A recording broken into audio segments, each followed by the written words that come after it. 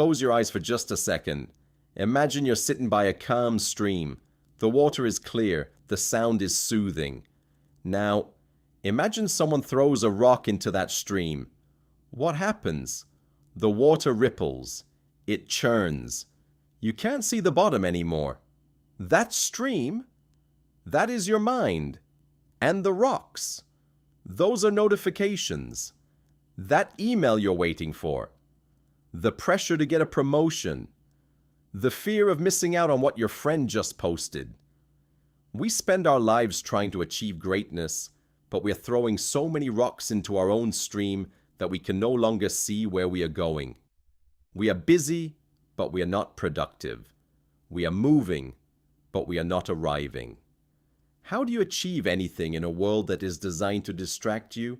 How do you gain control? That is the question we will answer together in this series. The answer isn't a new app. It isn't a time management hack you found on the internet. The answer is ancient. It is a philosophy that the most powerful men in history, kings, generals, and, yes, corporate titans, have used to conquer their world. It's called Stoicism, and it starts with a single, terrifying realization that most people refuse to accept. Most of us believe that our happiness depends on things outside of us. We think, if I close that deal, I'll be happy.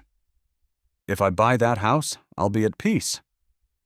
If I get that promotion, I'll finally be satisfied. But listen closely. This belief is the root of all distraction. Because if your happiness depends on the outside world, you will spend your entire life reacting to it. You will never be in control. There was a man, a Roman emperor named Marcus Aurelius. He had more power and more wealth than anyone watching this video will ever have in their lifetime. He commanded armies. He owned palaces. He had gold beyond imagination. And yet, he said something very strange. He said, and I quote, "Very little is needed to make a happy life. It is all within yourself, in your way of thinking." Think about that for a moment. He had an empire at his feet. And he's telling us that happiness isn't in the palace. It's in the mind that looks at the palace. This is the first lesson of mind control. If you don't control your mind, you could own the entire world and still feel like a beggar. If you control your mind, you could have very little and feel like a king. Look at the world today.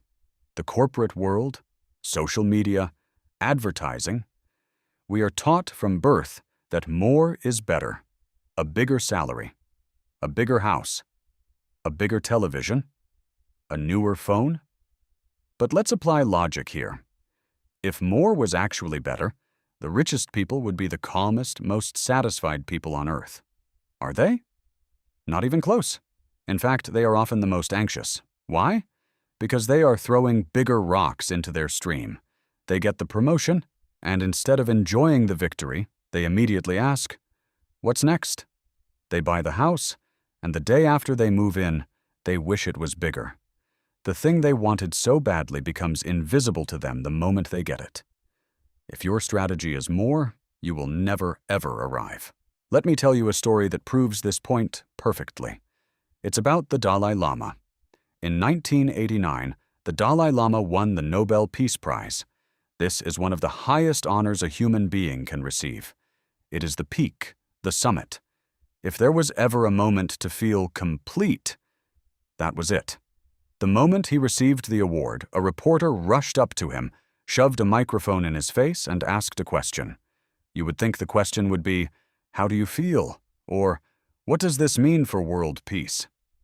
It wasn't. The reporter asked, "What's next?" So, what is the trick? How do we stop this endless chase? It starts with understanding a simple formula. Here it is. Your happiness is the difference between what you have and what you want. Write that down. Happiness equals what you have minus what you want. If what you want is huge and endless, your happiness will always be zero, even if you have a lot, because the want side of the equation is too heavy. So you have two choices in life. Option 1. You can spend your life running faster and faster, trying to get more stuff to keep up with your wanting. This is exhausting and it never ends.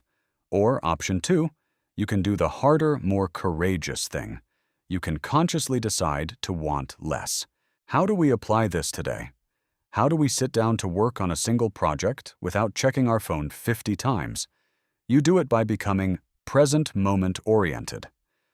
That's a fancy way of saying, focus on right now. When you sit down to work, a thought will pop into your head.